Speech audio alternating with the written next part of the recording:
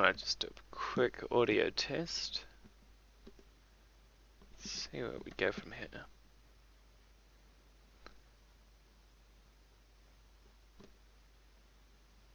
Okay. Hello. Hello, no viewers.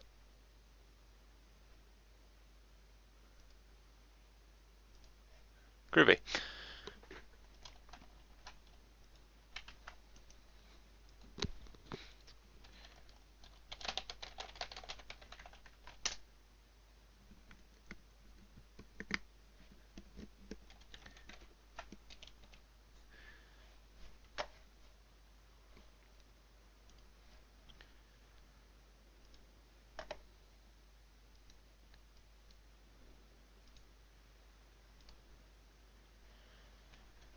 Right, hello everyone.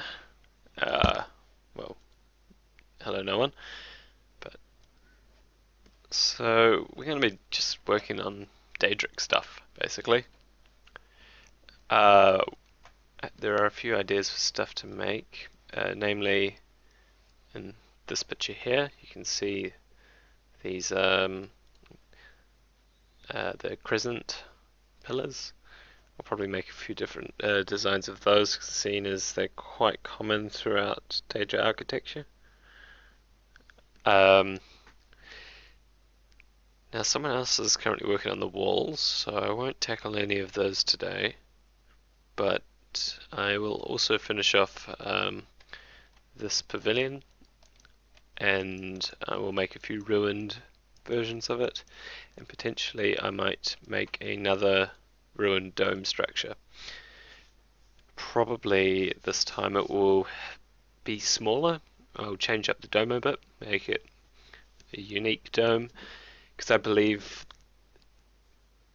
I think that the domes weren't quite for inhabiting, I believe, although I'm really not sure on this one. So yeah, I'll just make a few different variations on that design. Now, just bear with me for a second. I'm just gonna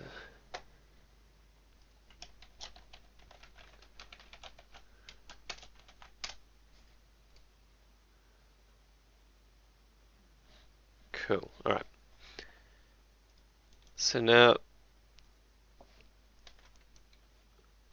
I'm thinking also that these pillars are too large for, because if we compare it to this here, I mean these pillars here are also quite large, but in game scale they're huge. By huge I mean like, you check this out here. So the player in comparison to this is tiny.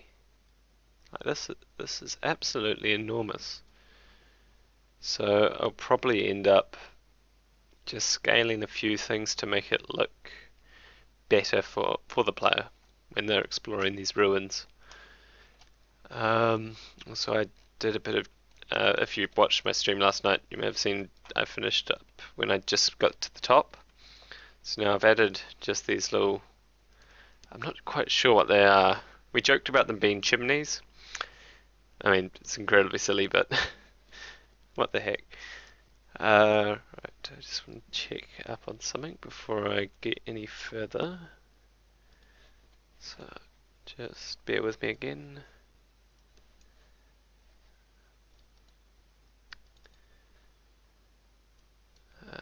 Yeah, wrong one.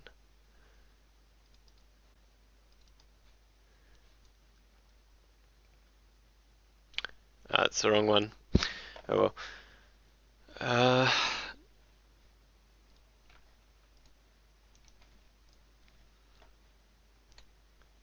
I'll just pop out the chat so I can actually read it as well. It might be something to help me. Pop out chat. Let's bring it over here.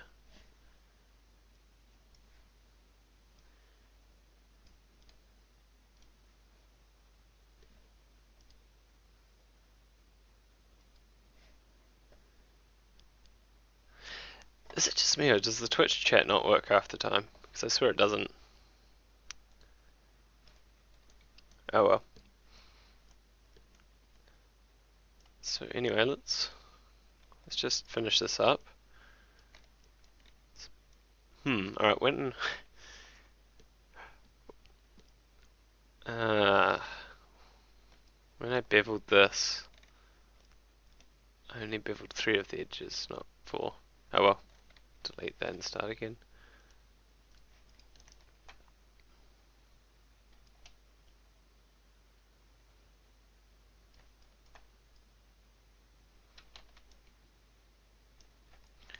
Is that centered? Yeah, that's centered. Cool. Alright, let's just change the width and depth to be both 11 so we can get some sort of symmetry before we mark the symmetry up.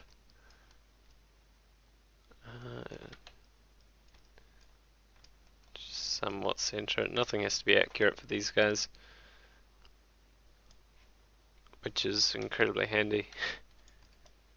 Okay, now let's actually bevel some edges. We won't bevel this stuff too much. Just a tiny amount. Beveling is just a fantastic way of adding small amounts of detail to things without completely killing the poly count. I mean, it's not recommended in a lot of cases, but for what I'm doing here, beveling is perfect.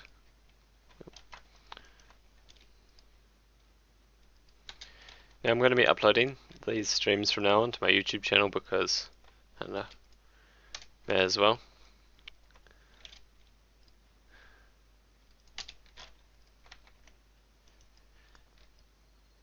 Okay, so that's better. Now let's go crazy with the variation, just throw in some edge loops. Grab this tool and just slightly pull bits and push bits in certain places. Because this piece here, this is very much it's just a large brick surface by the looks of things. And so if we actually look at these pillars as well, these hold it up a bit differently than I initially observed last night, so just toss in a few extra edge loops. And we will scale them outwards a bit. Oh, might help if we select everything. Oh wow, okay, so these were a bit longer than I expected.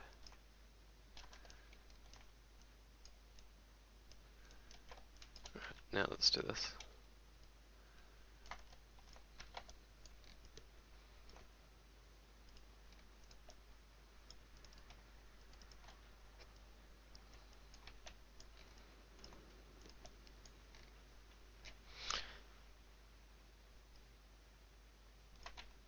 Right, we could, I think it's a bit excessive if we throw any more detail into these parts here. Also, hi guys, didn't see you there. Yeah, I don't think I'm going to add any more detail to these pillars. They're not seen much, because if the player's down here, they won't ever really see this bottom part of it. And any detail is kind of lost from this point onwards. That's why we could afford these edge loops around here. Also, I'm contemplating adding a lot more detail to these panel pieces.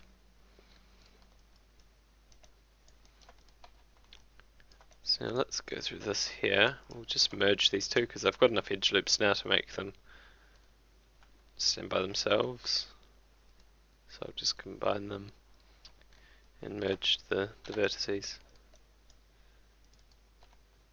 Right. One last thing. We'll bevel it.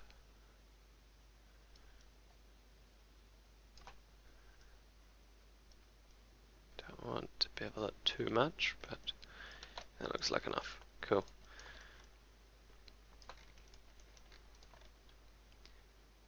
Right, let's texture these. So I'll just center the pivot for now. And right, so this will be the same brick texture as everything else. Because until I get another brick texture, I don't think I'll use any others. Just because this one has got a consistent amount of bricks, and it looks nice, and it won't be too hard to replicate in the future. Because if we go for anything with any more bricks than this, it will start. Yeah, we won't be able to do or use them down here where we've used the brick texture to our advantage. So I'm thinking for this here, we could actually just texture 1/4 of it, delete it, then flip it over to the other side. So actually, I'll just delete that part that I merged earlier. I will now chuck an edge loop in the center here. Scale this and make it straight. Then we'll align it to the middle. So as you can see, everything's kind of off slightly. That doesn't bother me.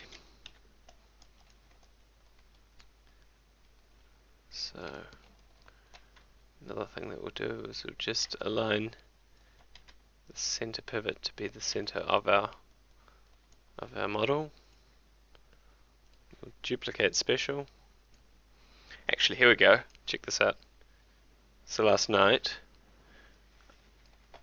after I finished, I set up buttons to change my scene, so I can change my other screens, my many other screens. So we're going to change the rotation to 45. Actually, no, we need to set this to 90 because we're not rotating it 8 times, we're only rotating it 4 times, or 3 times actually. So it's just, oh gosh, it's not good. Alright, so this is not symmetrical at all.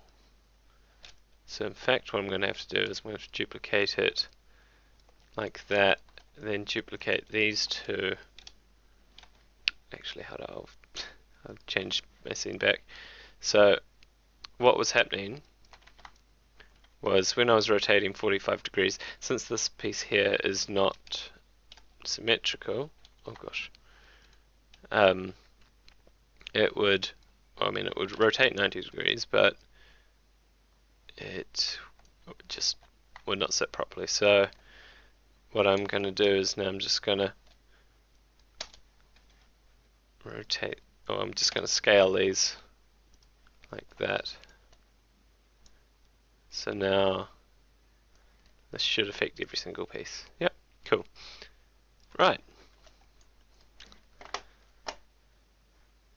So now for the top parts, we're going to,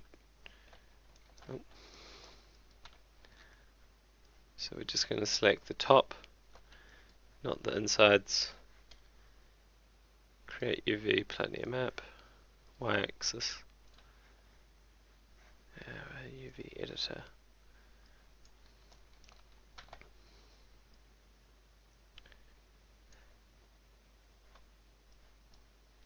Right.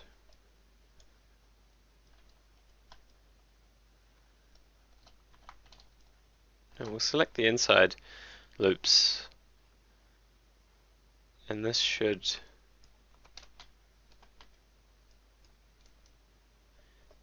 allow us to do a, I'm wondering if just a linear map would work. And then we'll just drag this over somewhere else, select it all, and just unfold it. So where's that for? That's this underside piece. Right. It's not quite how I want it. Same with that. That's got this weird shape going on. Actually, another method we could choose. Yeah, I might do a cylindrical map.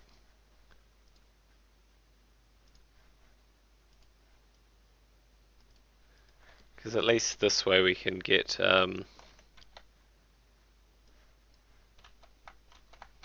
this way we can have faces nice and even.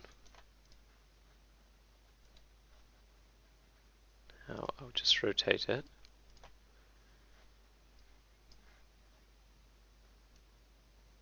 Just so we can get it all like that. So if we zoom in, as you can see here, we've got, this is the inside faces. Oh, this is the inside faces. We've got the outside edge, or outside corner, and we've got the inside corner, and it is actually quite neat.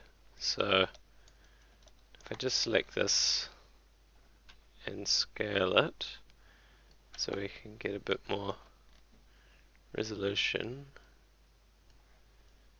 Also, we'll just drag these pieces out, get these bricks looking nice. We'll straighten it all.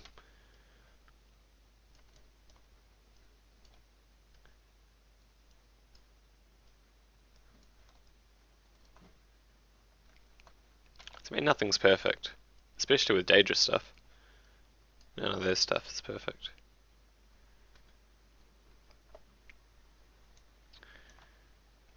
Also, does it look weird on the stream when I select stuff? Because I'm just looking at my stream preview, and it's lots and lots of dots for the highlighted objects. Doesn't look like this on my screen. Oh, maybe it's oh, I know what it is. It's the Frenzel effect or something. Oh well. That's kind of cool, really. Oh well. Just continue with this.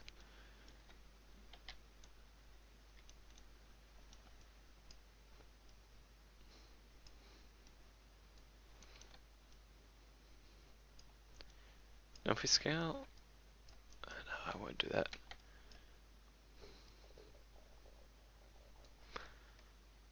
So is that, it meets up nicely. Cool, cool. Just make it this part join up.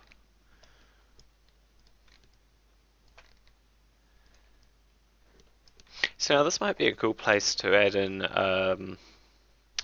bricks that stick out, just for a bit of flavour, because this will also cast shadows.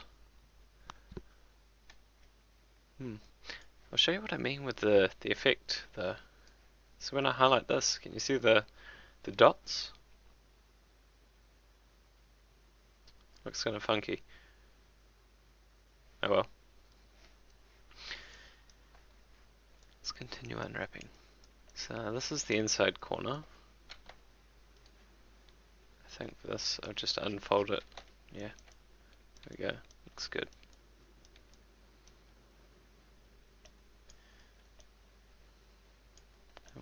To shell, unfold.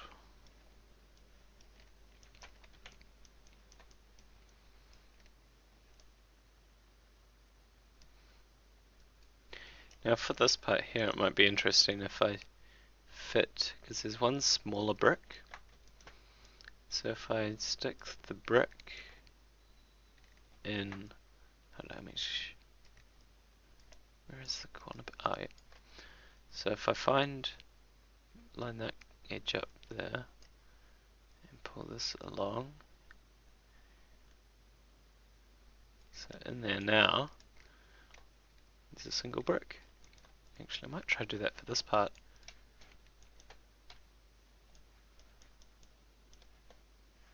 So if I just cut this particular face out, select it, then change it to UV. We come over here.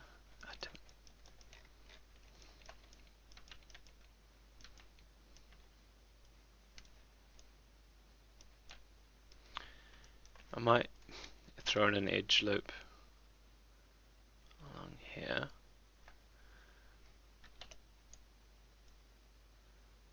And then drag this up to the top so we can have 2 bricks, in fact.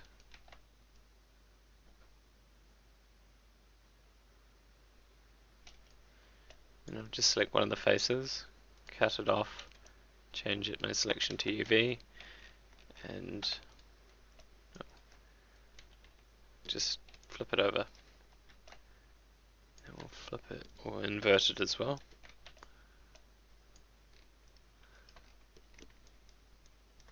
No, that doesn't look too good, so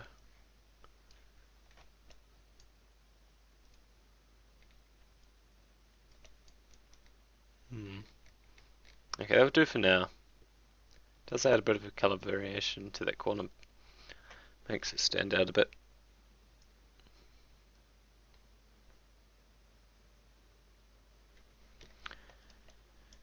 Okay, it's good that you don't see the dots, which have been quite strange. Okay, now let's just unfold this top piece. Now, for the top piece, I'm not too sure if I shouldn't just scale it up and leave it just at a point where, yeah, just leave it at kind of roughly, because the chances of players seeing this top part are quite slim, and they won't see it dead on. Like the player will never stand on top of it, so it's unlikely that we'll need to put much effort into detailing that part. Same with this part here. So we'll just select that row. Actually, we could automatic map that just to get it quickly. No, just dump it in the same coordinates as the piece above it. Right, now this edge loop.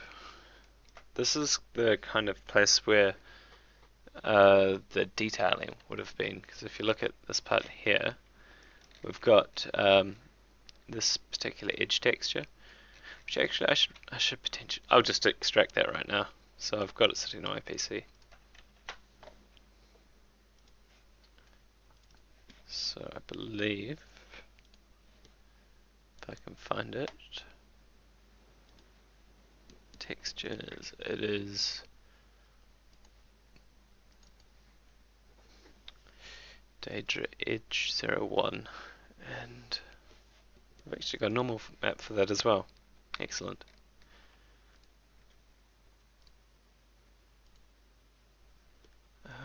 Oh, I've already got it open. Cool. Let's just save this as a PNG somewhere. I hate DAEs for some reason. I've got a thing against them. Mainly because I can't preview them. I've got to open them up in Photoshop. It's just a thing I don't like. I don't think you should bother doing this, but I just do for some reason. I mean, it doesn't take long to do either, so yeah.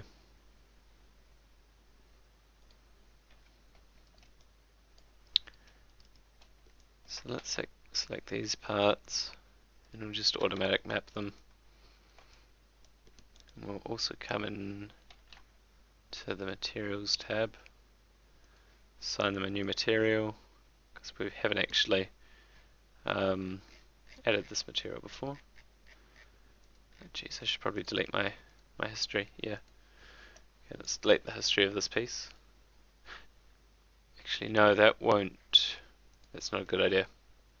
Okay, we'll just change it here. So this is day edge 2, I think. Wait a minute. Okay.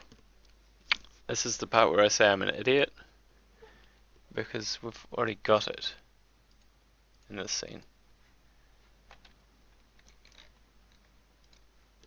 I looked at it. Okay. And it's called DAE strip. Oh, this is another reason why I don't like DAEs. It's because they don't show up properly in Maya.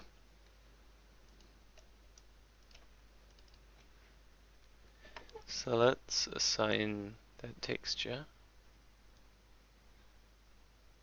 Yeah, if you check this out, it's a good reason why I didn't notice it before. It's because it's just a jumbled mess of texture. Okay, anyway. Actually, I want to get these textures UV'd quickly, and I don't really feel like unwrapping each one of them individually. So what I can do is, I think this should work, is if I just create brand new faces.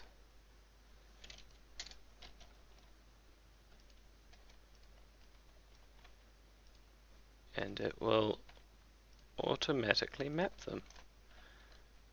How convenient.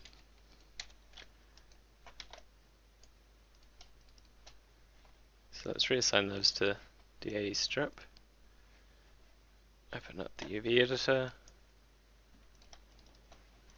Select our faces. And what a brilliant sight. Okay, I am going to replace this texture with one we can actually see.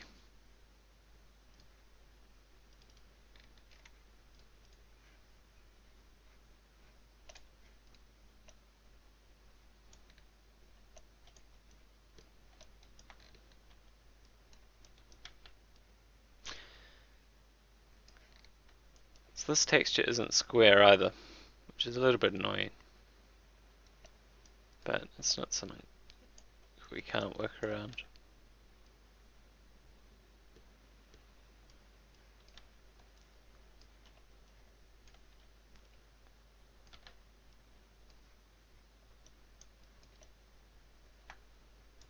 Now all these other pieces are quite messed up by the looks of things.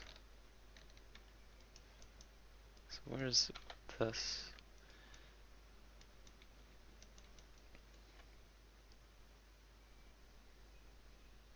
Alright, cool. So if we bring these in here and just scale them up to the height of the strip texture, scale them along, select this piece here, convert our selection to UVs, and we'll just make it a stack shorter.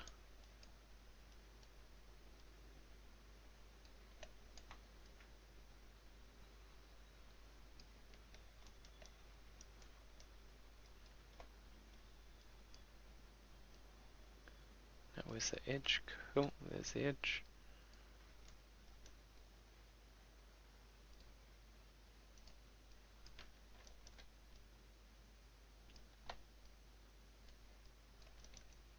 Alright, now do all the edges line up. Convert our selection to UV.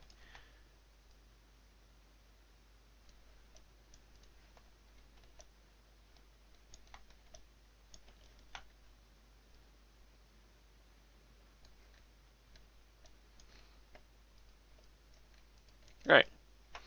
Whole bunch of effort for a little bit of outcome, but not much to really make it matter. Alright.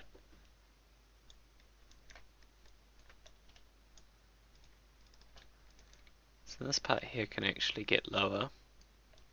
And we'll texture this part along here with that strip texture also.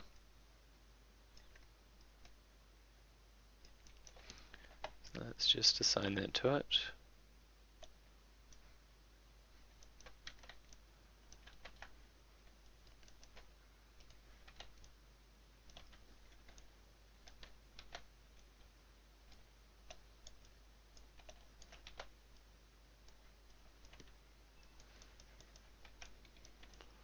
I feel like this texture should actually be its own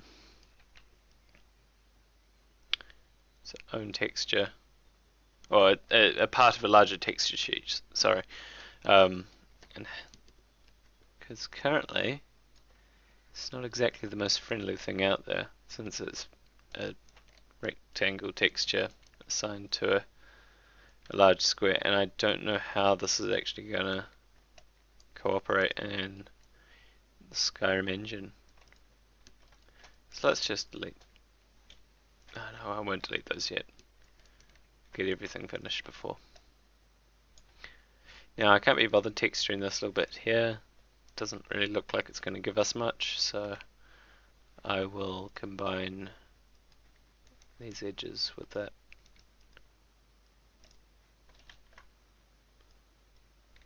There we go. Same with this part here. I'm gonna shift it down.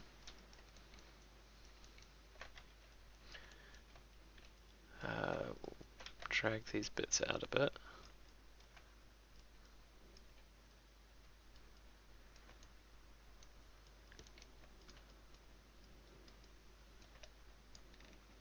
There we go. That looks much better. Cool. Now the underside, another part which we haven't done.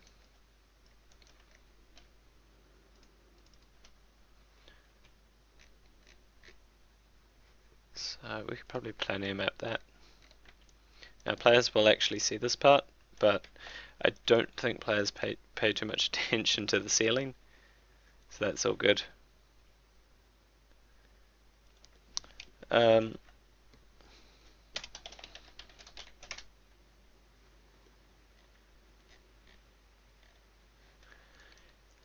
Yeah, right.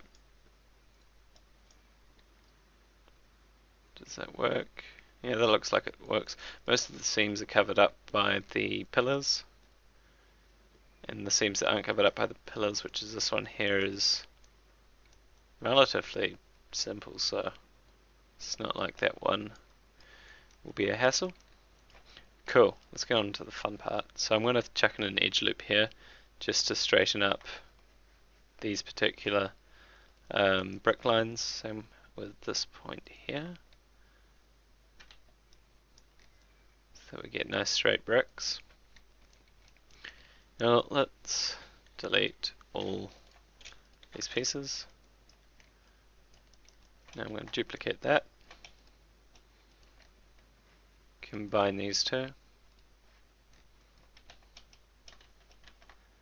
duplicate it, and we're going to rotate it 180 degrees. Do these line up? Yeah, they do. Cool. And then I'll combine them.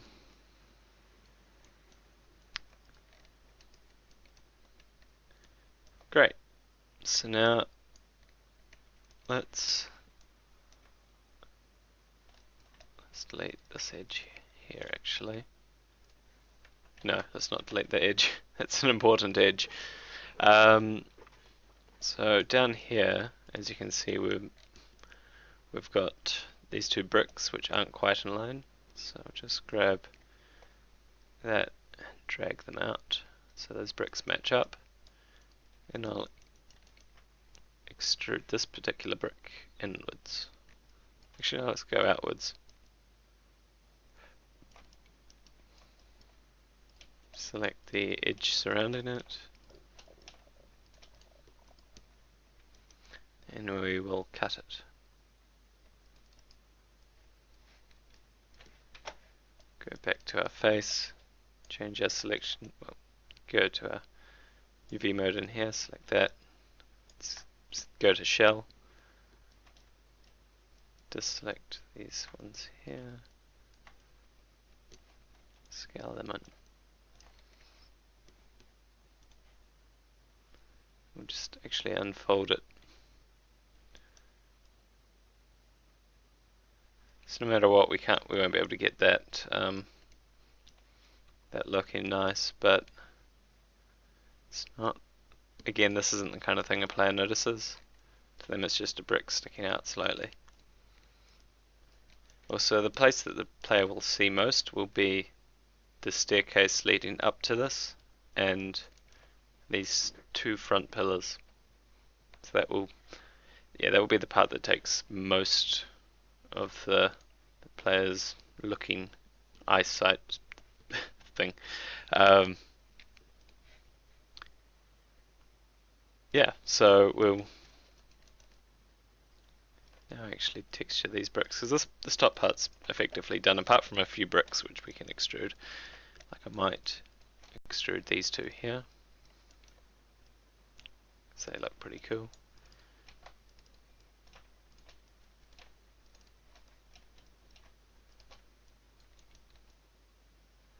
Right.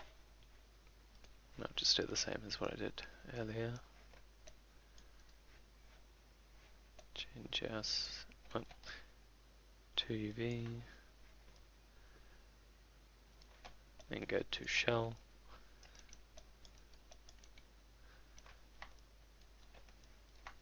Hopefully I just selected everything. I didn't select these two. Damn. Alright, because they're a completely different piece. So let's just change the selection to UV now. Cool, cool.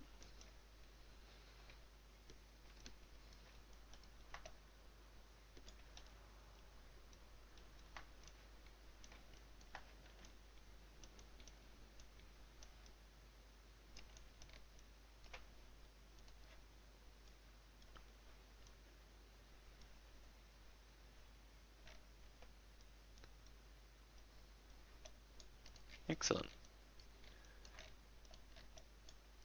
Yeah, nothing's perfect, so we'll just munch up these points here a bit. So this is the kind of part that would get weathered quite badly. Right.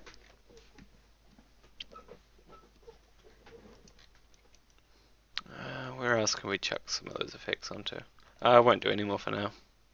I'll just leave it at those. So let's do this top bit. So I think honestly just automatic mapping. Again, this part is quite possibly one of the most least likely places to be seen, and it's quite covered up, and also the interior part of it will be very dark, like incredibly dark compared to the outside, so again, player won't see it. So just get that in our texture editor.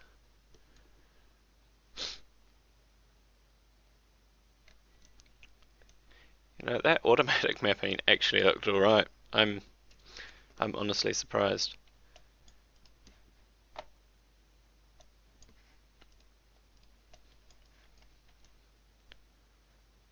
So just to scale it up to a point where these surrounding bits each have just one line of bricks each. So select each row, drag it over at the bottom one. This means our start and end points also match up. Select these 3 points here, I believe. We would have to deselect that one, select that point, that point, and this one. So these are our 4 end bits. Just scale them all together, drag them out a bit.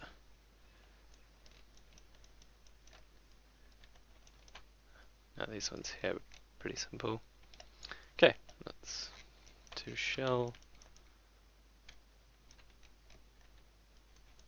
Expand that. See, now this is also the kind of place where we could add in the surrounds texture. Where is it? The strip texture. Survival. I learned modeling probably in 2008, working on geez, what? RuneScape private servers, I believe. I did some modeling for one of those, just as I saw it and I was like, wow, that looks cool. And then I made my own Morrowind mod probably in 2009 or 10. It was kind of a desert, had absolutely no content, but I learned how to import stuff into Morrowind then. Then I forgot. I still don't remember how, but for some reason I managed to do that. It was cool. Well, I thought it was cool. Then in 2010 or 11, I think it was, I dropped out of school because I thought school sucked and I thought modeling was way cooler than school. So I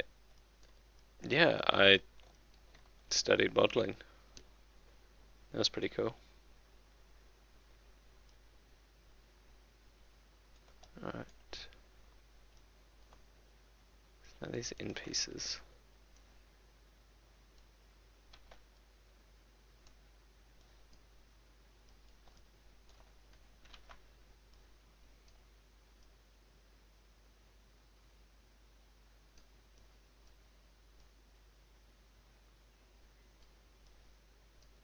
Let's drag that out like that.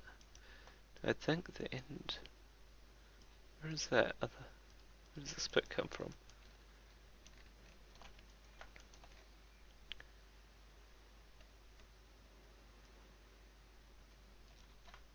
Oh right, I see. Okay, now I'll just leave that at that. I think it's semi-effective there. I lived with my parents. I studied for 2.5 years. Well, not 2.5 years, sorry, 2 years. Then I did 1 year freelance work. Then I almost got a job at Weta Workshop. Decided that really sucked because it was 72-hour week minimum. Then I did more freelance work. Then I did some work over the past couple of months. That was part-time. It was during the evenings. And also I did I actually ran out of money at one point, so I got a part-time job over the last full-time job over the last 9 months doing IT at a local hospital.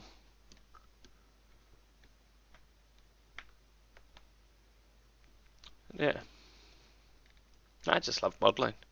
Love 3D. Actually, I love game development mostly, but it's good fun. So anyway, this is looking more and more like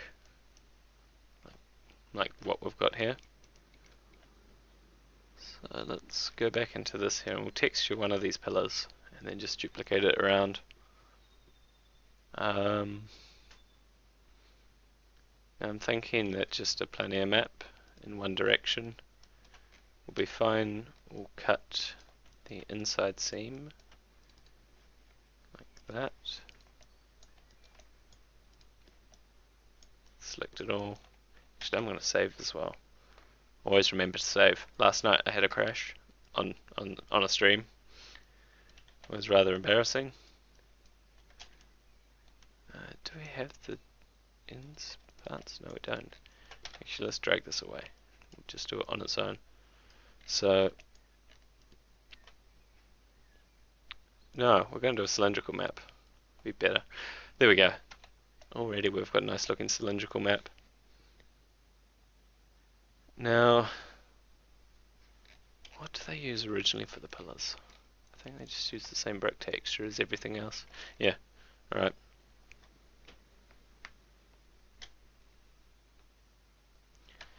I have considered, I've over kind of the summer holiday, Christmas break time, I tried to get this year I tried to get some of my friends to work on a game.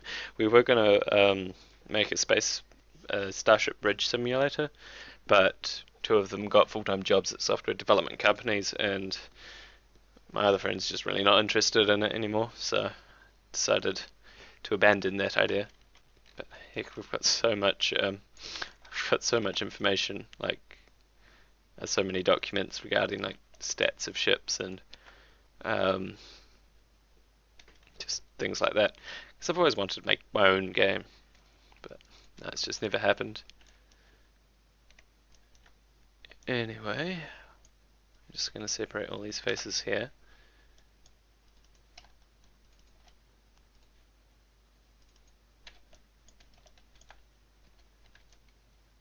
Snap that to there.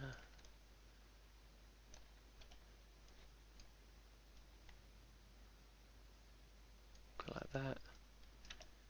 Select that shell. Snap our movement point to shell again. Snap our movement point yet again.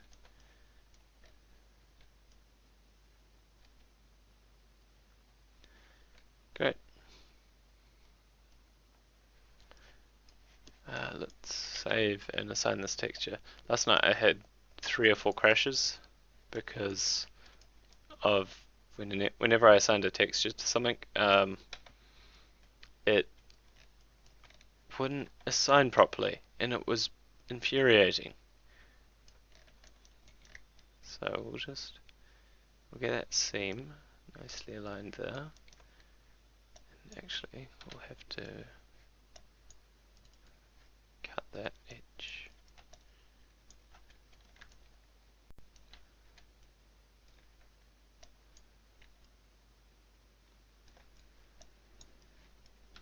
No, I'm going to set the seam to be the middle of that part there, like that. Or, however, since this game is on fast PCs, we could always do it like that and have a lot more, have the resolution to be a lot higher. So okay, we'll do it like that. And that is using up almost 2/3 of a 1024 by 512 texture map, which is pretty ridiculous for a small pillar, but no, it's Skyrim. People will be like, whoa, graphics! Because that's what everyone likes, don't they? Graphics.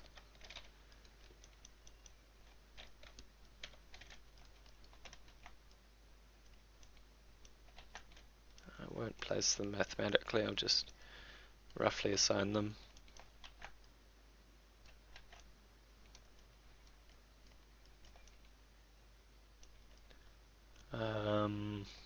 We're going to have to delete this very random floating one. Cool. Almost there.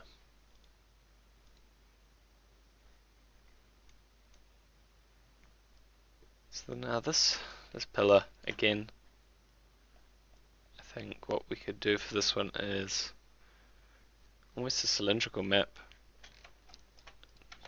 because it's the whole design of that piece is incredibly, actually, I'm going to have to group it because its transformations is locked to a different target.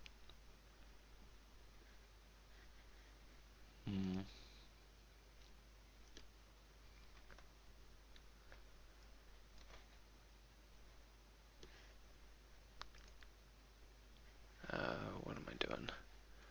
Jeez, I just had a complete mind blank. Right. So yeah, I'm gonna be. I'm currently recording this video for my YouTube channel, I guess.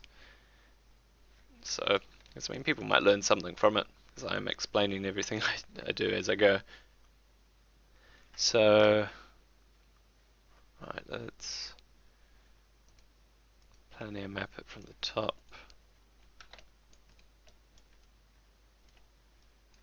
Just to select the middle stuff first.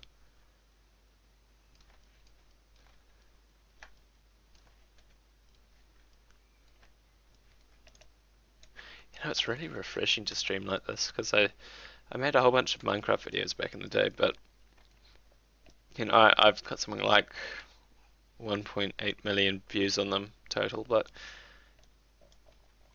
it's Minecraft.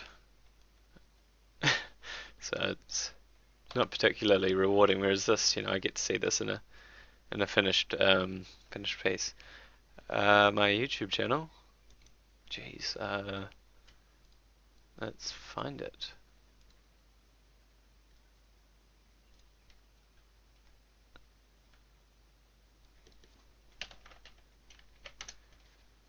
There we go. Untouched since actually only late last year. Wow. Also, the reason for the 2 in the title of that channel is I kind of forgot the password to my original account. Felt like an idiot.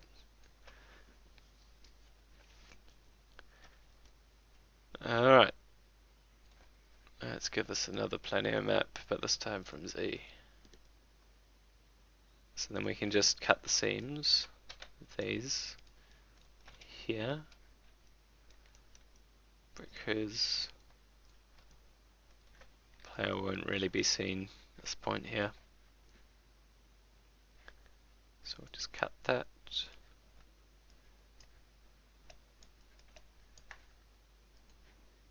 Let's unfold this.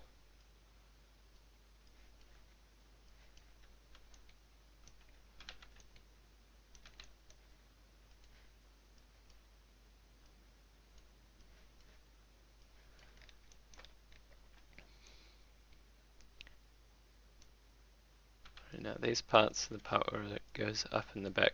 However, I'm just going to actually flatten the whole lot. Because these bricks are carved. Yeah, these bricks have been carved a long time ago. Now I'm actually going to assign each one of these faces to a separate brick texture. Well, a separate brick in the texture. So let's go Daedra Stone. Now for some reason when I select parts of the texture, it only does a bit of it.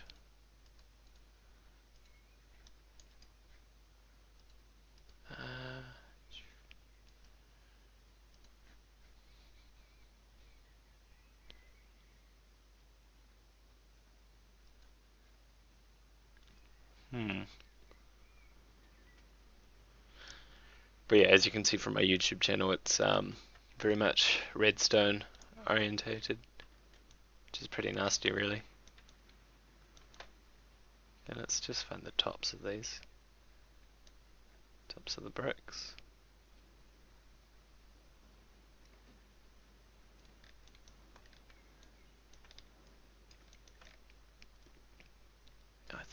I think these, no, the corners aren't. Okay, so if we, oh, that's quite messy. So where's this point? This line. Oh, that's there, right. So now come to, alright, that's that corner. So that means this. Just going around now. Cool.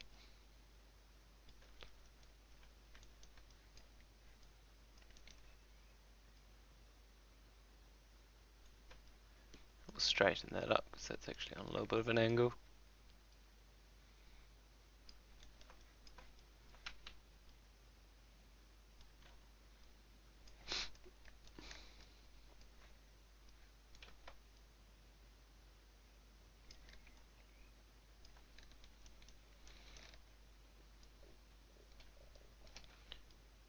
Last part. Cool.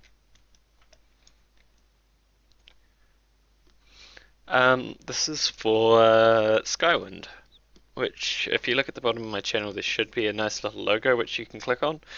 That will take you to the Skywind forums and you can chat to the developers and stuff there. Everyone's really nice.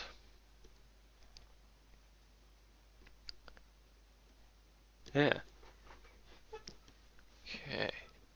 So it's these bricks done. So let's just assign this texture to all of them. I can't be bothered reduplicating them. They should all be nicely UV'd now. Excellent.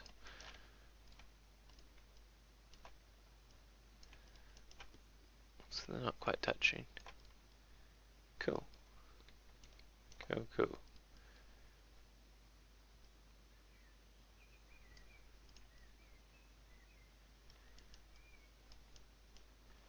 Right, now I'm wondering if I should make different hats for these, because this does seem like the kind of thing that hats would be used for.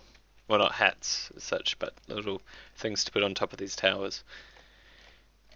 Because, I mean, these things are ancient, they're around 4,000 years old.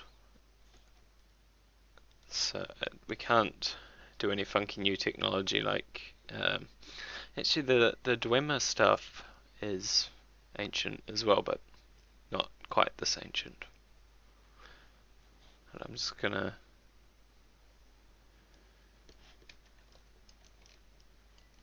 Yeah, also just as a note, this is the other stuff that I did yesterday. So these are some of these ruined, I'm not too sure what they are.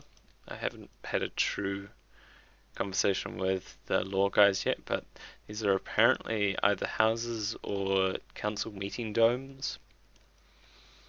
Some of them are quite ruined, as you can tell. But no, they're, yeah, they're just nifty little things. The kind of grime texture that's overlaying everything, that's only for some of the more swampy areas, and these will also have a vine overlay. I'll just get rid of the UV texture editor for now, because I think I might do a bit of just straight up modeling. Yeah. Alright. So now I've been going for almost an hour, which is actually quite cool. Alright.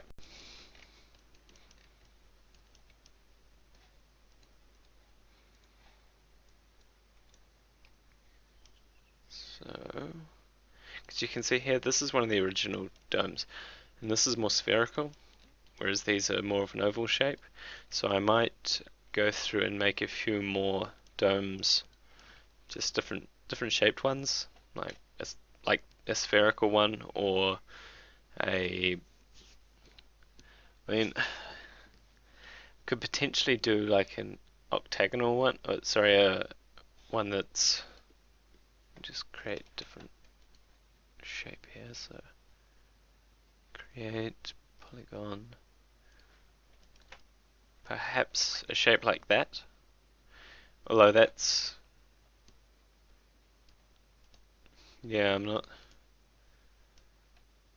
sure about it. Giant Fabergé eggs, fantastic.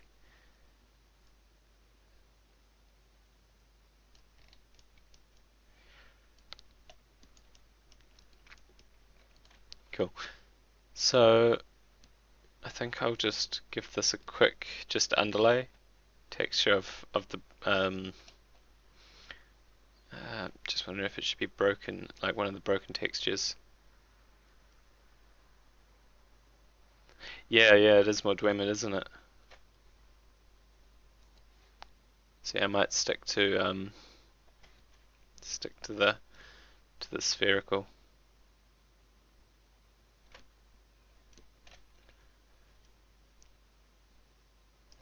I'm just gonna hold off on doing that top part.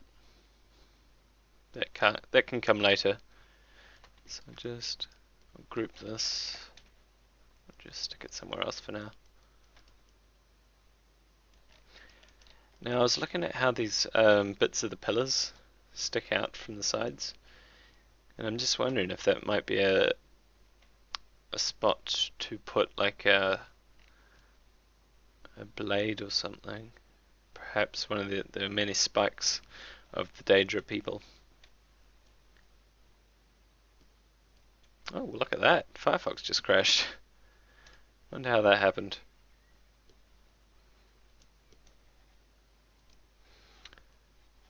No Firefox.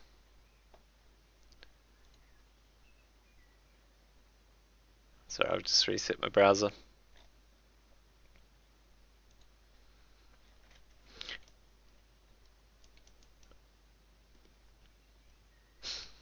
Cool.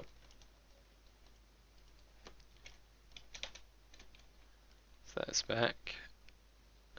Alright, now let's just make a few damaged variations of this building, then I'll move on to where's the image? This here. So I'm contemplating making one of these pillars right here with the kind of crescent spherical thing. According to one of the lore guys, it's one of the Daedra symbols, I believe. I'm really not sure on that, but I'll make it anyway. We'll see what it looks like.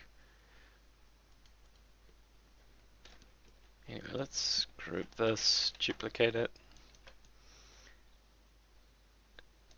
and we'll also delete all history.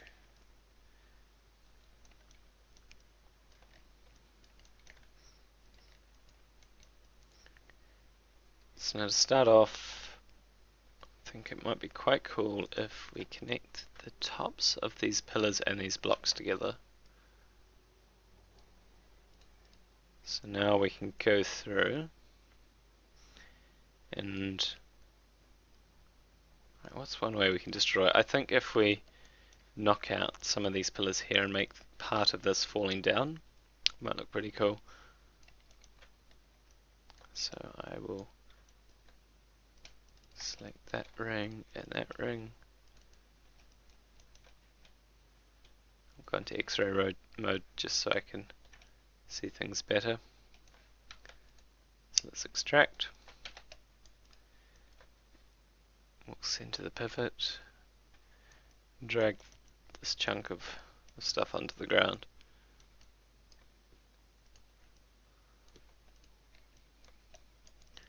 And we'll also extract, or we'll delete these patterns for now. These are long gone for this particular piece of rubble.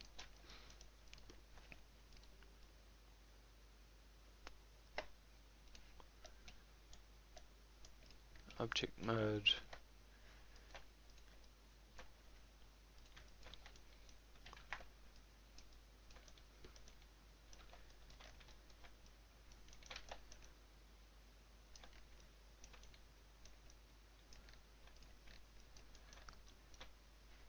Okay, this pillar now needs to be chopped up somewhat, so let's just get the slice tool and just be evil with it.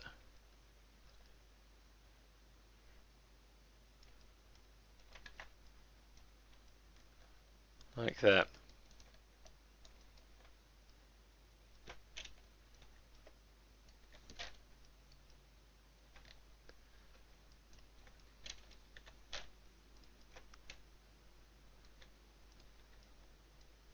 There we go. Cool. Let's bridge these together and join these edges, which won't matter if we can actually get this to work. The new Maya modeling toolkit is fantastic, by the way. It's definitely one of the best improvements they've made to Maya in a very long time. Just the new cut faces tool is one of these things that you could only dream of having in Maya. So it automatically selects the closest point, so I can select that one, hit enter.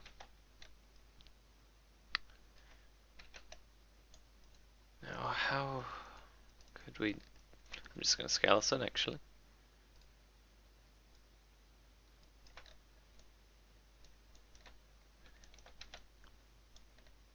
So these 2 points here will merge to center. Same with those two. These two here, pointless having them that close together. Everything can be merged to the center. Where right now we really don't care about the UVs.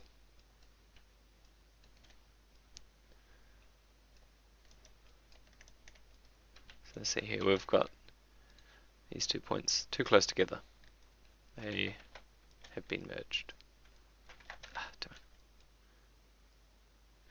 One problem I have with the new merge tool is if you've got a point selected, it will use that point as well as your other points, like that, which is pretty annoying, but oh well.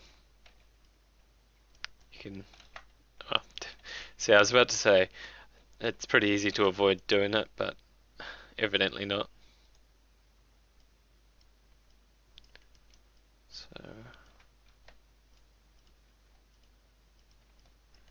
let's just drag these things more towards the center so we can get a nice part for our rubble to come out of.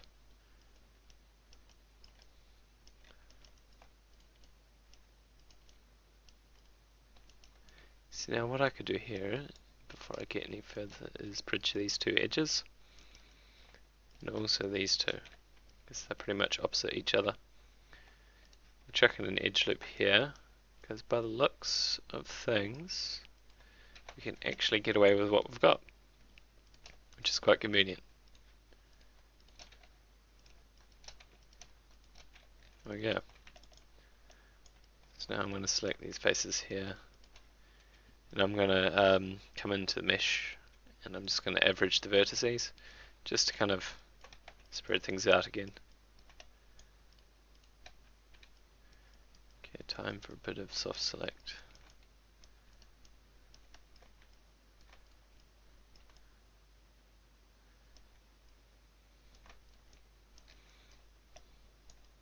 Cool.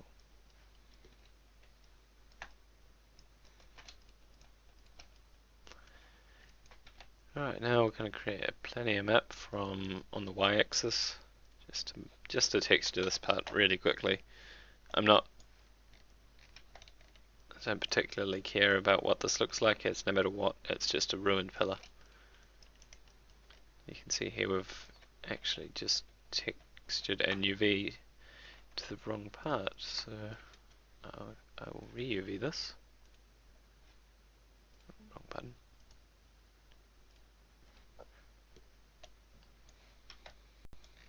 Cool.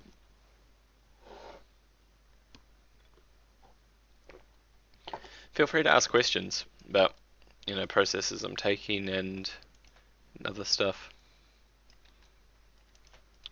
Actually, I'm just going to delete that altogether.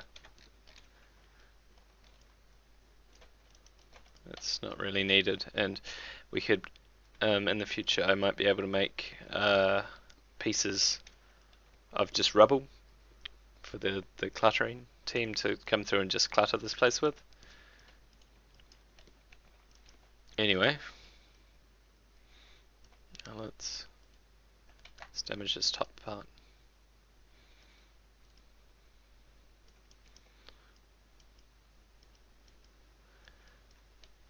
So now in here, I think it might be really cool if we really mess this up, because this part has been suspended for a very long time.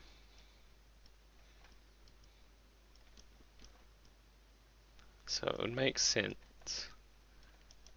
if parts of this... Actually, no. Here we go. Here's an idea. Let's break it how the bricks are laid out. This way, it would look like the bricks have actually collapsed. So in this case, we might actually have to re-UV a little bit of it, but that's no problem.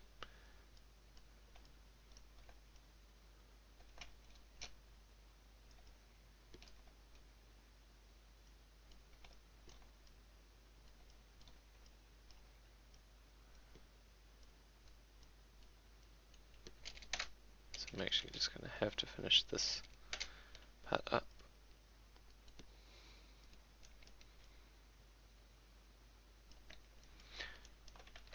Actually, no, I'm going to have to...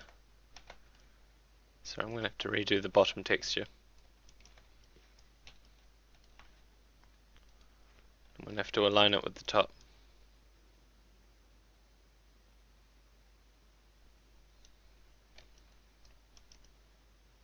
Yeah, like that, cool.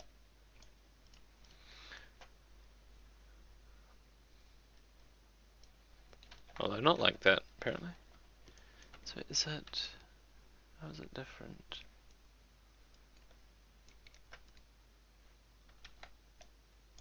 So where does this line come through? Yeah, right. Where does it come through? Oh, right, there we go.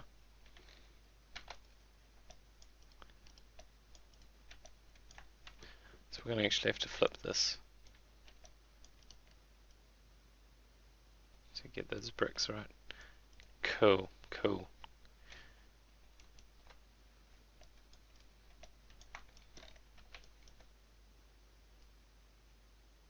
There we go. Excellent. So now doing this will make the end result look very cool. Also, screw looking underneath stuff like that. And also the lighting and shadows is currently not helping either.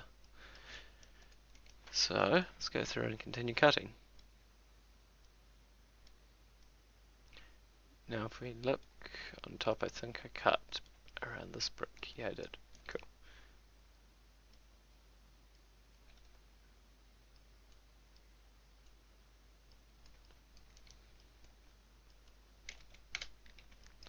Fantastic.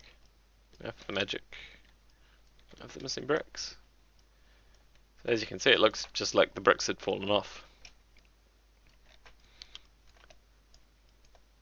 So now we'll just bridge all these parts here.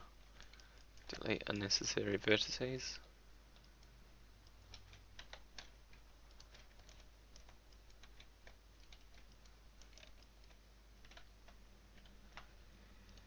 Oh, this has got a little thing right there. Cool.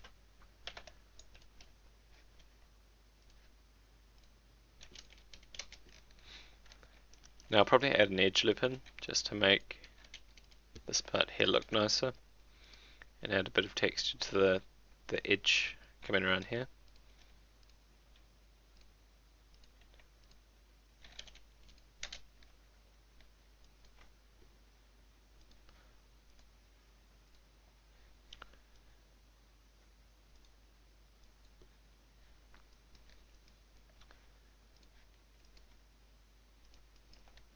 So let's just throw this in.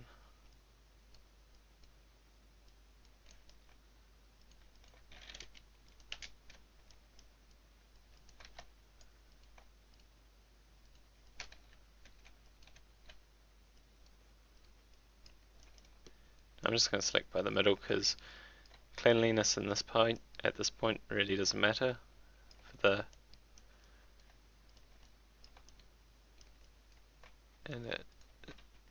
and actually the messier this part looks, better, because we're making rubble.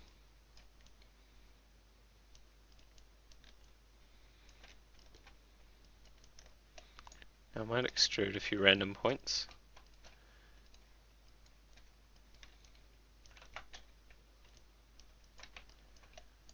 Just like this. So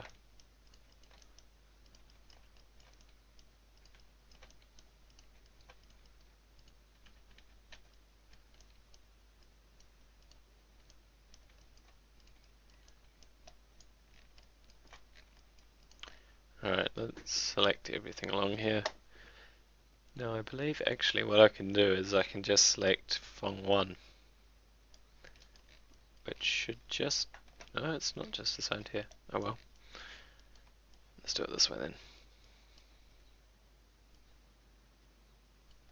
Also, do any of you seem to have trouble connect? Why am I asking this question? I can't see the chat for some reason. Chat's broken for me, so sorry if I'm not answering questions.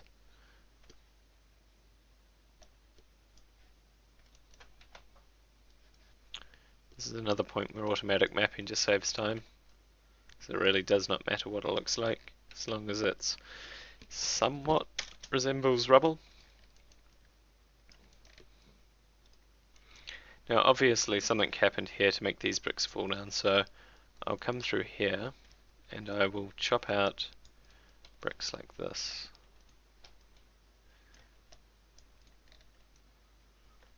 So if we come, I just got to work out my plan of attack for this part. So this inside part, the bricks are more dense. So I don't particularly want dense bricks. I want the bricks to be the same width and height as these ones on the outside. So I'll just come into the texture editor and scale them down slightly. So we'll try and get 3 bricks in height.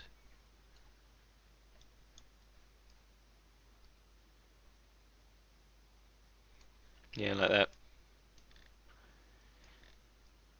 So right now what I'm doing is I'm not too sure if how long you've been here, sorry, Decker, I'll just call you. Yeah, we're working on Skywind. If you look below the video feed on the channel, you can see just a link to Skywind. If you click on the icon, This is Daedric stuff, Daedric Ruins exterior. So we've got things like these. I'll turn the lighting to make it look better. We've got things like this ruined meeting room, or this larger ruined meeting room, or this clean one. These things are ancient, so they're very rough. And down here, actually, what you can see is we've got the originals. So these were in Morrowind, which is the game Skywind hopes to remake. Yeah. So what I'm doing currently is I'm just running this little building that I made earlier.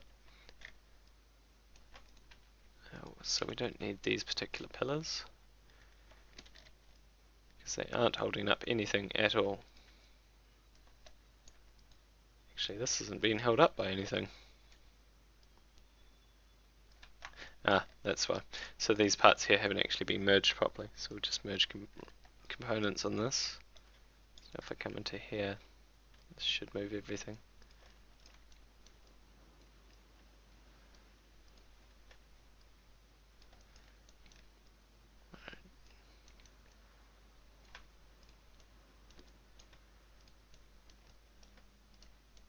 There we go.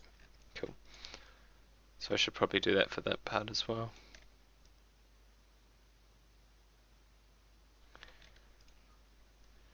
Right.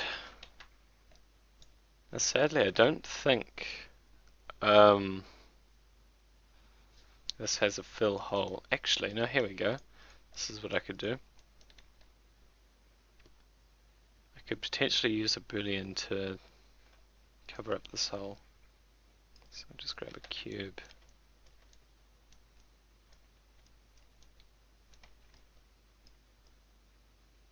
There, that fits fully. Cool.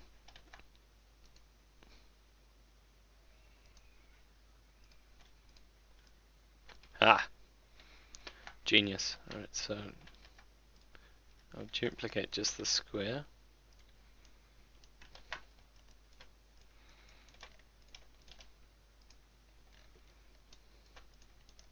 This will just speed up the process of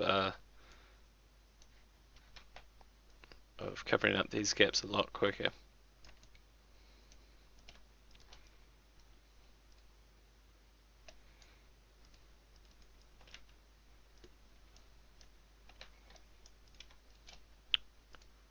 Chop, chop. Cool. Cool. Now what I can also do is I can delete a part of this as well. So I'll create a similar cube. But this time I will expand this side here and actually take like a pizza slice out of it. Now of course this is really bad for topology. I really wouldn't recommend this unless you're prepared to clean it up afterwards. So we'll just drag this out a bit more. And we'll cut it. Look at that, now we've got a few little patches. So before I get any further, I'm going to just delete these extra edge loops, which we don't need.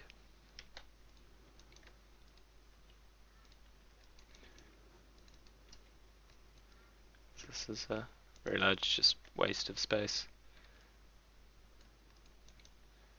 And also we can merge edges like these. Like that. Alright, now do we have anything like that on this side? We're bound to actually. So as you can see here, these here are just connected to random points in the middle. We don't want that. That's called an n-gon. And n-gons need to be n-gone. Haha. Bad puns. Say no to n-gons. Is there anything else in here? There doesn't appear to be any more triangles. Aha, there is one there. Cool. Alright, so that's just a quick mesh cleanup. Now in here what I'm going to do is I'm just going to triangulate. No, I won't do triangulate like that. I will do a different form of triangulation.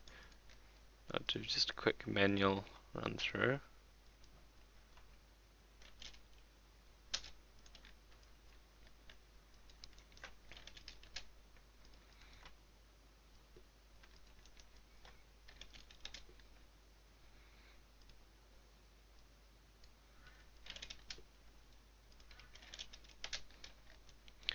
This is a really crude form of triangulation, but we do need to triangulate this stuff. And if we let Maya do triangulation for us, it will come out really nasty. Actually, here we go. We can do it like this.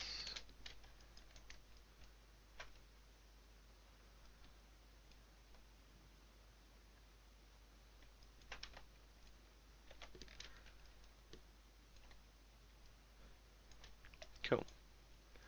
Now for parts of this, since this is going to be destroyed, we'll extrude, but we won't do anything with the extrusion. We will go into mesh, we'll average these vertices. I'll do the same for up here. I won't average the vertices, but I will extrude.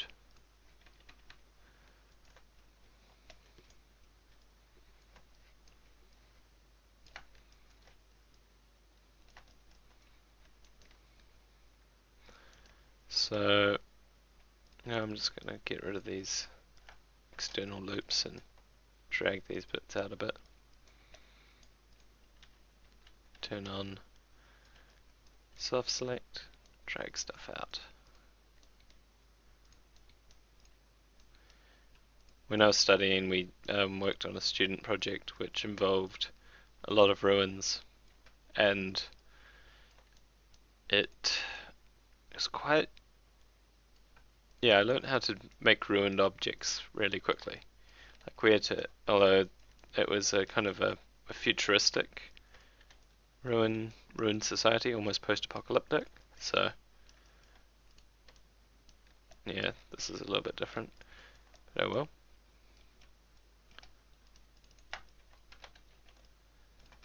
Let's just quickly UV map that. And I think that's along X.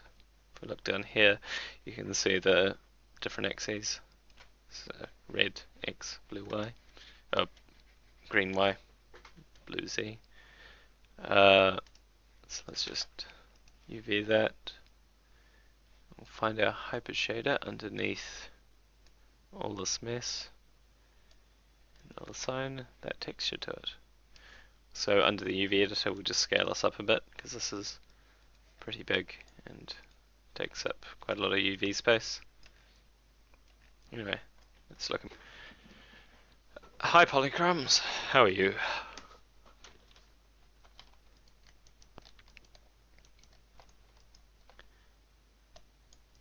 Now actually, I wonder if I extrude that and grab these two edges here, drag them out that way. This might make the triangulation process a lot quicker. Yeah, this will actually, because this means we can use the existing stuff, and it will be a lot more chaotic this way as well, which is kind of what we want.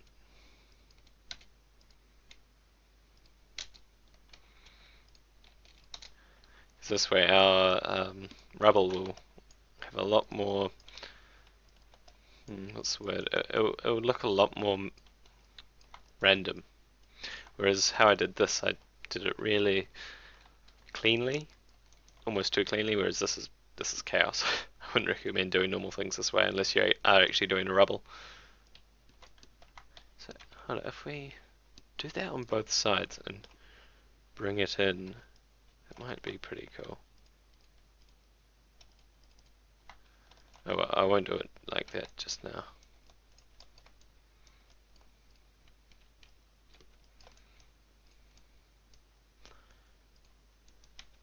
Let's just add a bit of rotation. Rotation adds just a little bit more randomization to the whole mix.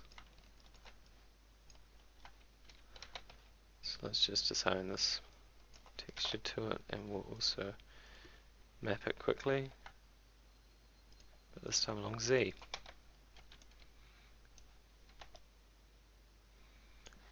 Actually, also I might,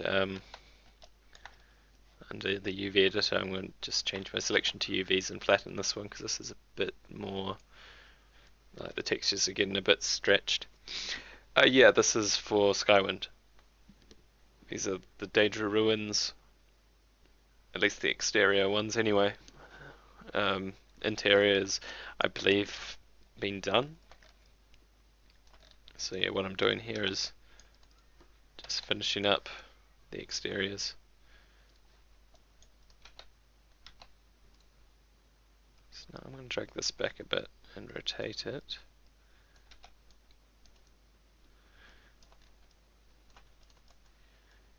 No one's going to notice that this doesn't actually line up. That's looking good now. So here we go. What you see now is workflow creation in progress.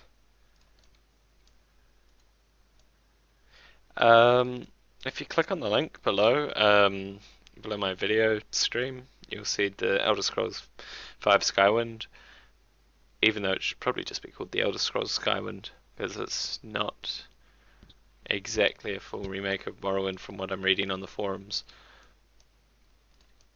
but more of a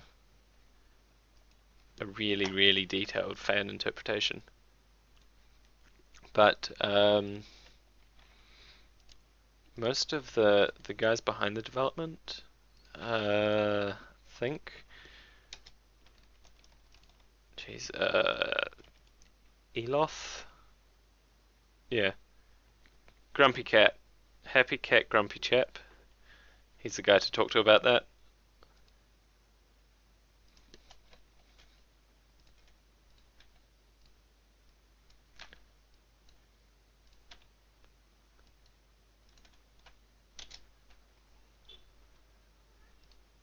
So let's just add a bit of chaos to these polygons.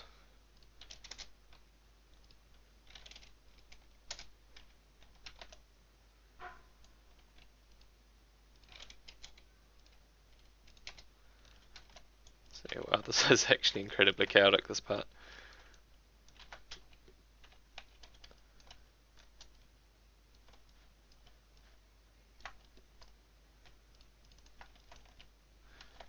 Let's just average these vertices again, drag them out. Select vertex with this mode on. Right. There we go. Now this is actually getting somewhere cool. I'm starting to really like this piece actually. So let's again UV map on the Z-axis, and we will assign that wall texture.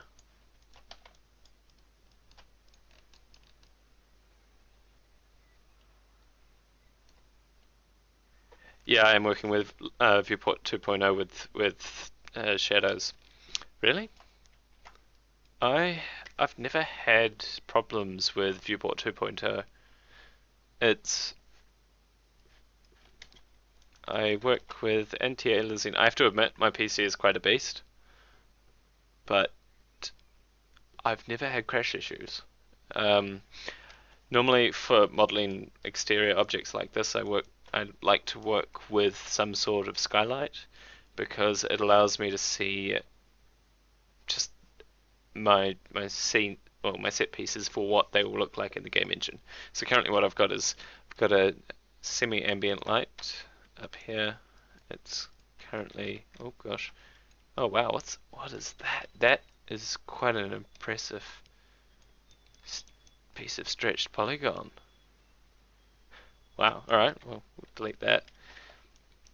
I currently have a 6950 R9290X and an i7 4970 or whatever. The one of the new Devil's Canyon things.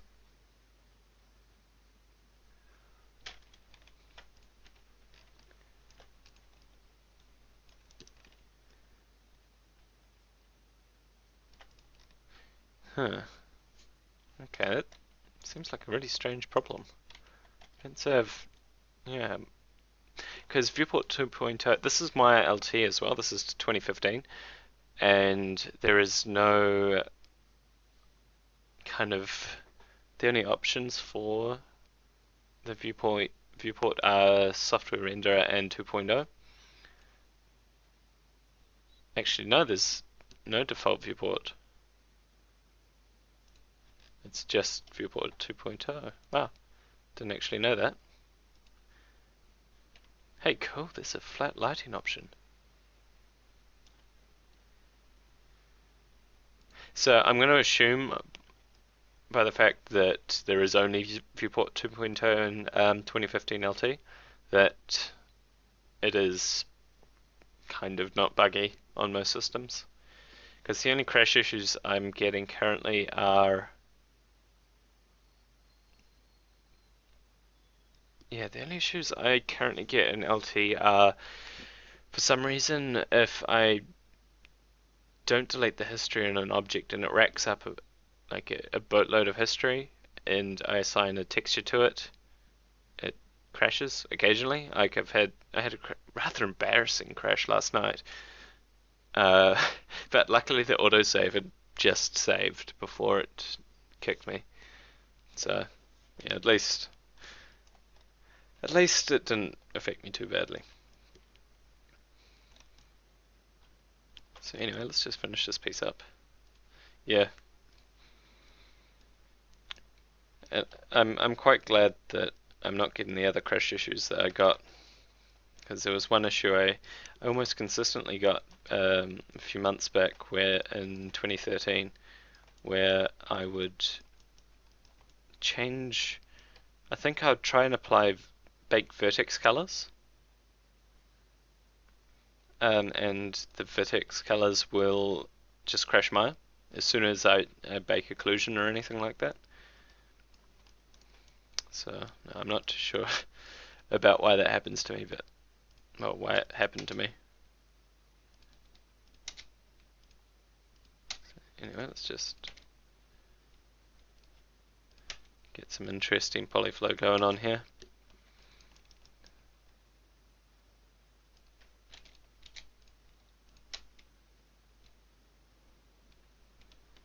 I'll join that one with this one. Aha!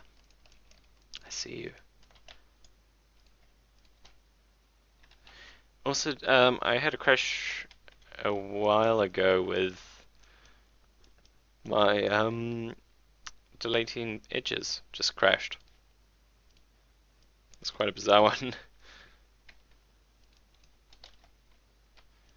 Also, do you know how flippin' powerful this this hair tool is? Like, oh my gosh, I love the new cut faces tool. It, you know, oh, you go, oh, I want to go there, but I want to go at a direct 90-degree angle. So, oh, look at that, I can hold Control and Shift, and actually, wait, if it will actually work, or is it Control Alt? Shift snaps to a specific angle. Ah, there we go. So yeah, Control and Shift snaps to an exact 90 degree of where you came from. It doesn't work on triangles by the looks of things, but you can also take 90-degree angles. I think, sorry, 45-degree angles on certain shapes. Well, I'm not too sure if this mesh probably isn't the greatest thing to show it on. But yeah. Interactive split is somewhat like this, but this here you can't do edge loops. Or interactive split doesn't do full edge loops. Doesn't do Oh, what was the other thing it did? Yeah. There's, what's the difference between Maya and 3ds Max? Let's open up Maya 2015. This is the first version of Maya aimed at modelers or game developers, but Maya is mainly amazing for its animation tools. Yeah, it's pretty much like interactive split and edge loop tool together with a few other functions. I'm not quite sure. If you go into the modeling toolkit, which is up here. So this is another new thing in 2015. Is the model? Oh, I think it's 2014 as well. Not too sure. Yeah, the workflow in Max and Maya is completely different. Maya is, or Max is heavily modifier based from what I remember when I used it in 2010. Whereas Maya is incredibly straightforward. You know, history is history. But it's Maya's got is aimed a lot more towards animators. So if you look in default 2015, this is not legal, by the way. This is my student version, quotation marks. It's got a lot more stuff based around like muscles and yeah, no smoothing groups. Yeah, I guess there are smoothing groups. It's just they're not exactly the nicest thing to work with. I I don't like smoothing in either, or I don't like smoothing altogether because smoothing gives you a bad idea of what your final product will look like, especially for game development. I mean, for if you're modeling, say, models for film, smoothing groups is amazing because film you can actually afford to have hundreds of thousands of polygons on a car, whereas for most games you can only have kind of a maximum in most games. I think currently they're trending towards high polygon counts now, but it's mostly still quite low poly. Anyway, let's just average these vertices again.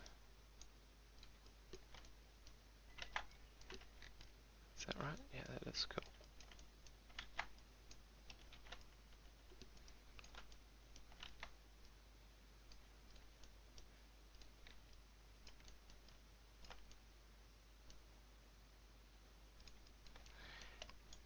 I generally model everything with either hard normals or soft normals, although yeah, Maya's normals are fantastic. Just the amount of diversity, yeah, it's great.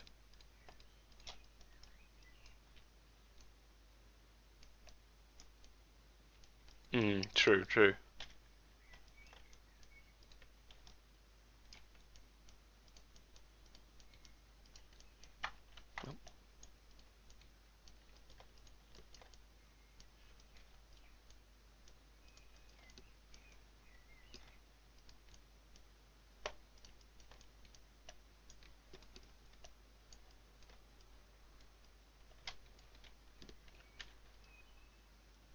Oh, right, does that look right? Yeah, that looks cool.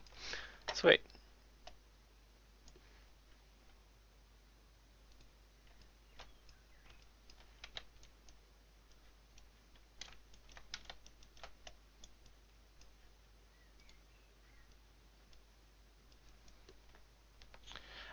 I don't use Mudbox.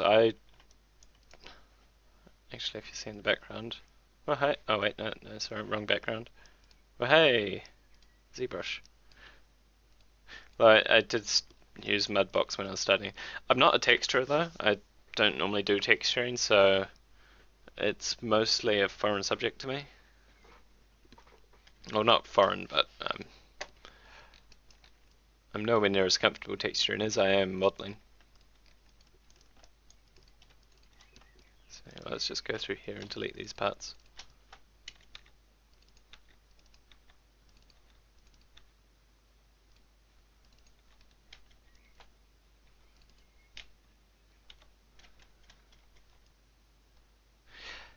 Also, one of the most amazing feelings, feelings is when you finally own legitimate software of everything that you use.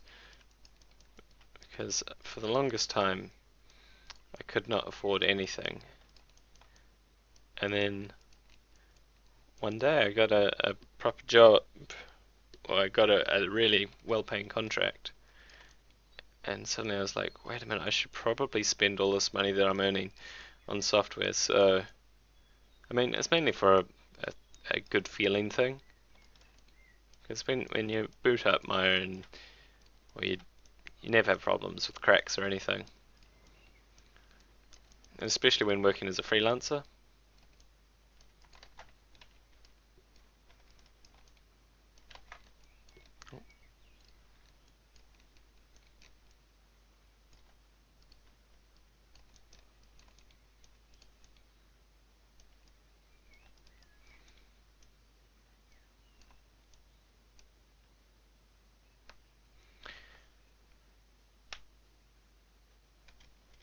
Yeah, I've got currently Photoshop. Um, Currently own Photoshop ZBrush and Maya LT. So yeah, Photoshop CC $9 a month.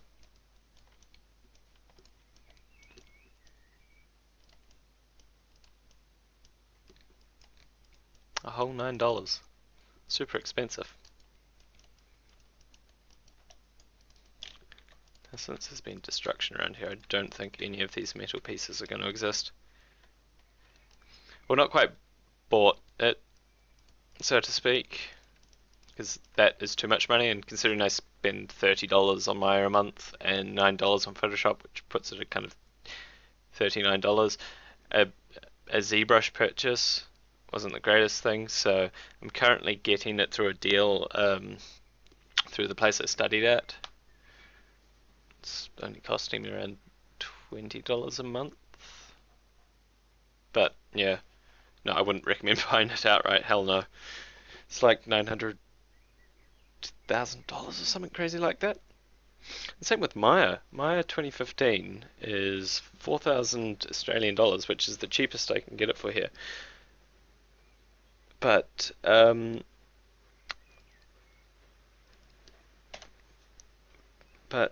if I wanted to buy Maya, it'd be cheaper for me to fly to Australia. Fly to America, buy it over there, go on a holiday, have a shopping trip, buy clothes, and fly back with a copy of Maya than it would be just to buy it in New Zealand. Which is quite ridiculous, really.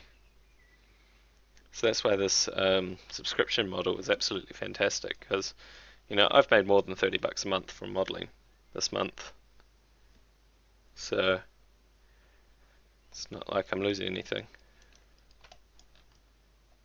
Alright, anyway, this part here can be gone. I'm in Wellington, New Zealand.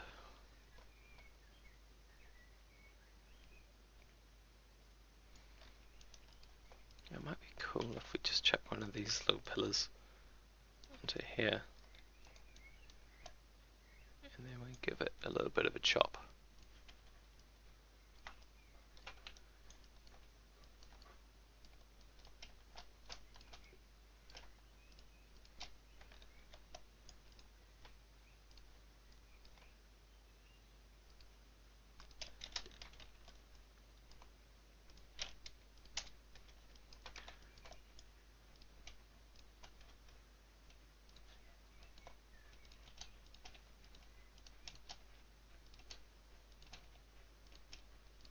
Alright, so this little pillar bit, yeah,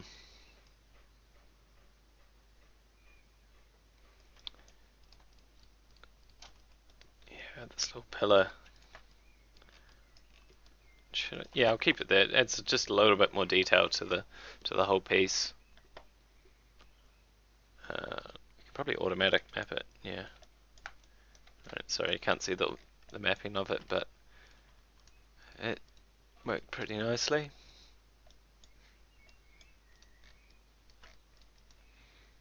Now, would an edge loop go down well?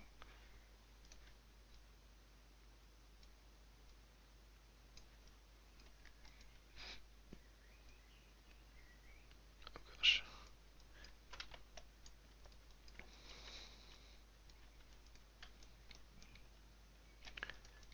Alright, stretch these out a bit.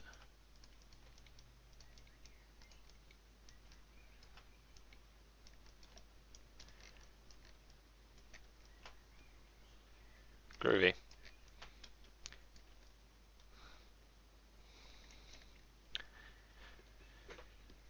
Just wondering if it's time to call that piece complete. Because I mean, it does need that top part, but I mean, the top parts are something that the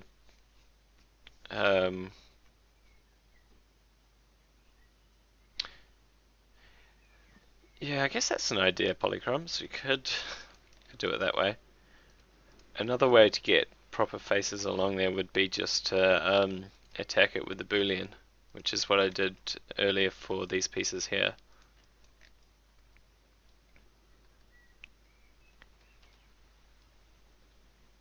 Yeah, and the boolean, it worked pretty well. So now actually, let's give it another boolean. Let's just smash away a chunk of rock.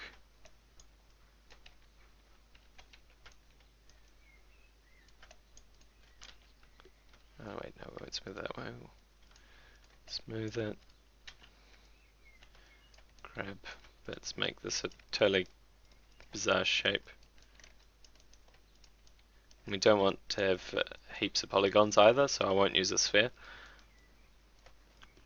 Boolean only creates too many verts if you use objects that contain many verts. It's like if we scale this down a little bit.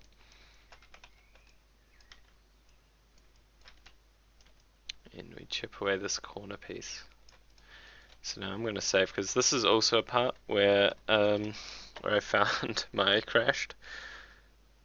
So let's just use a difference and set it to edge mode. So if you look in here, it's got the mesh from the sphere, or not the sphere, but the messed up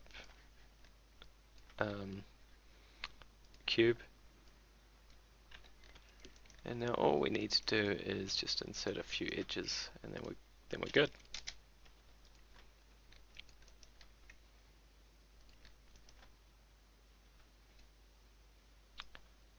So if we come up to this one, so if you look at it in total, it's only just a few things. So we can just merge that one can go there, this one here can be attached to that. Same with that one. This one here stays. Actually no, look, we chiseled into that block which was sticking out, so we just dump that block back into the mesh. Actually no, we won't do that because that completely ruined the mesh. So we'll keep it that way.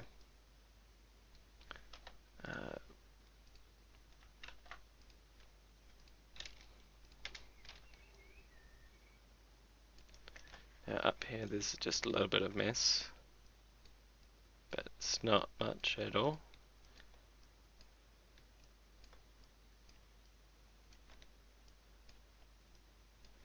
See, I find the cleaning process for this is a lot faster than if I were to properly go through it and like I did with the pillars. I mean, the amount of verts here is absolutely minimal.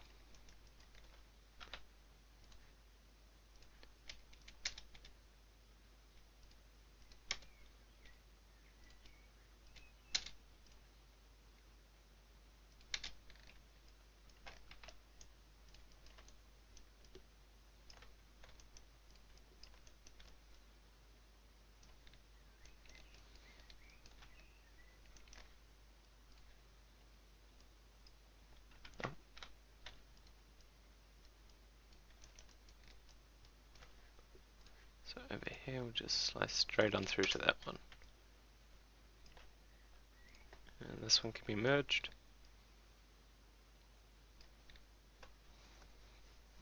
But yeah, I might try your method after this, just as another way of damaging this piece. And in the end, what I can also do, since I got rid of all the small verts, I can now go through and just triangulate it in the end. But first, let's just quickly map it.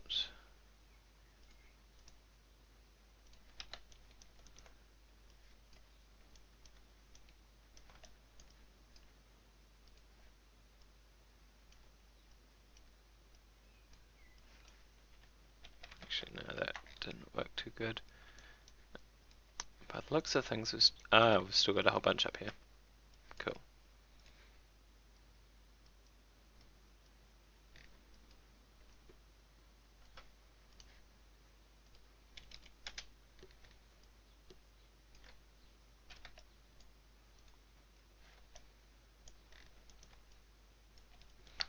Alright, let's just unwrap that again. Okay, so it's inverted, that's why.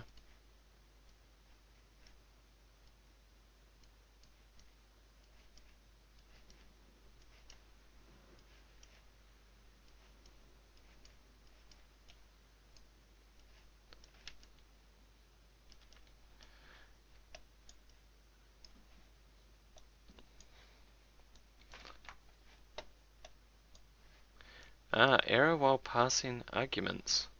Okay, here's another problem with Maya that I encounter all the time. I'm never quite sure as to why it happens. So, for some reason, when trying to apply textures, it occasionally doesn't like to. Just error in line 1. Well, error while passing arguments. Okay, so I found the easiest way to fix this is to delete the history on this object. And you see here, this is what it does. For some reason now it's decided that the whole object needs to have this texture. So we'll just undo that, save it, and then we're going to duplicate it. I'm going to work on the duplication because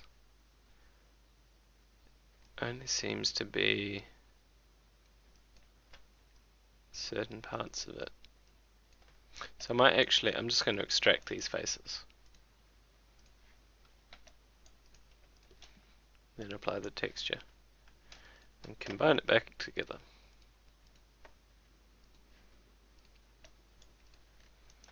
Handy.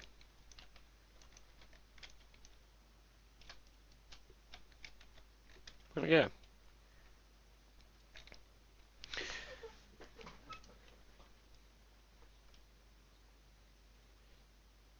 Right, just wondering if I should damage it anymore. I mean, these pillars could probably do with a bit of...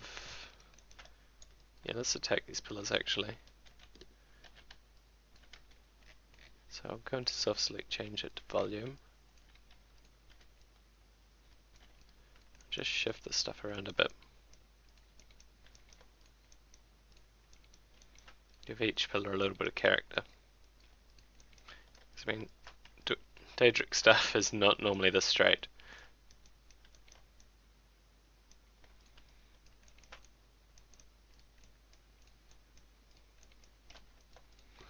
So I'm not being particularly careful as to how I move things around. I'll scale it a little bit. Give it character. Now I'm going to actually turn surface back on because these parts here, I haven't actually got caps on these pillars because that would be a waste of polygons, and I've got the bricks on top of them anyway. Go back to volume.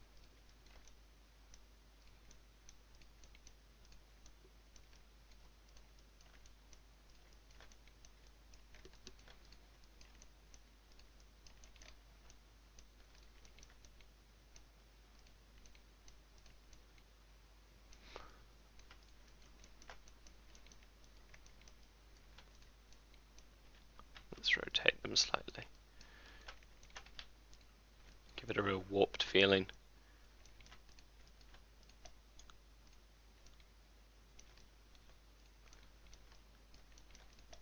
And we'll go up to this part as well. We'll grab these bricks. We'll shift it up a bit. Make it look like it was molded for this part. So I'll turn lighting off, get a better view.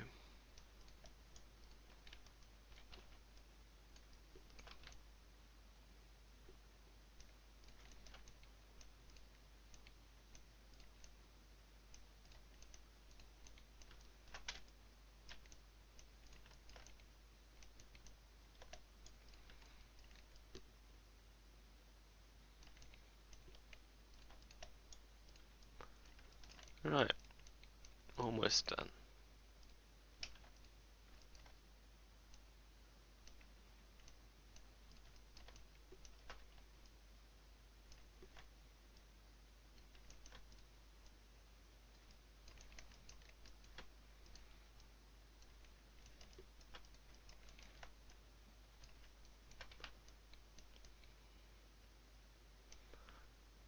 So, would you people be interested in kind of like a daily stream almost? Because I do have the time currently, as I am seeking for a job. It's quite fun doing these, really.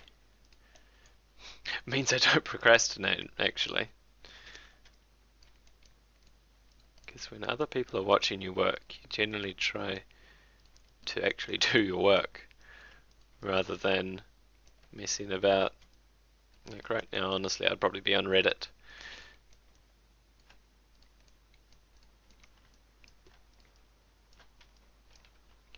Let's rotate it slightly.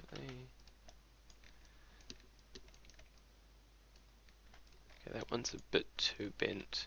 It's really obvious. Okay.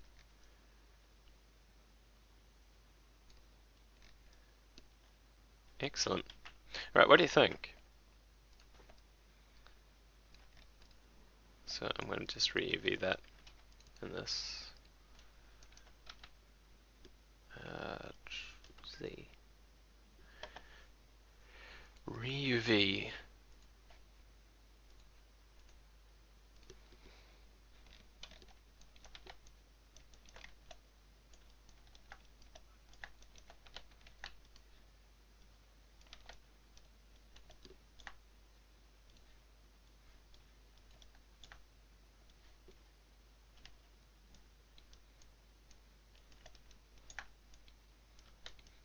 Is it too noisy? Like, is there too much going on?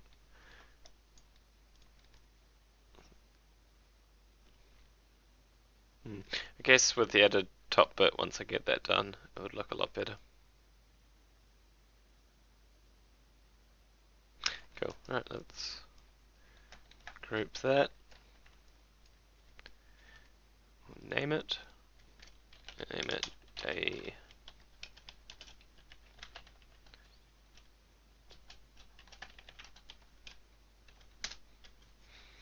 Daedric Tower Ruin 1.